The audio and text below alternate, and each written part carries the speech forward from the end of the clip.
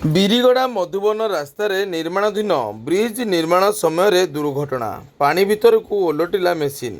ସୁକିନ୍ଦା ଥାନା ଅନ୍ତର୍ଗତ ବିରିଗଡ଼ା ମଧୁବନ ରାସ୍ତାରେ ସୋମବାର ଅପରାହ୍ନ 4 ଘଟିକା ସମୟରେ ଏକ ବ୍ରିଜ୍ ନିର୍ମାଣ କାର୍ଯ୍ୟରେ ନିୟୋଜିତ ଥିବା ଏକ ମେସିନ୍ ପାଣି ଭିତରକୁ ଓଲଟି ପଡ଼ିଥିବା ଦେଖିବାକୁ ମିଳିଛି। ସୌଭାଗ୍ୟବଶତଃ ମେସିନ୍ ଅପରେଟର ଅଳ୍ପକେ ବର୍ତ୍ତି ଯାଇଛନ୍ତି।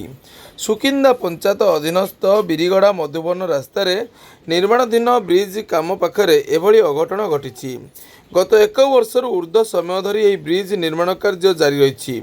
ମୁଖ୍ୟ ରାସ୍ତାରେ ପୋଲ ନିର୍ମାଣ ଜାରି ଥିବାରୁ ଯାତାୟାତ ବନ୍ଦ ରହିଛି।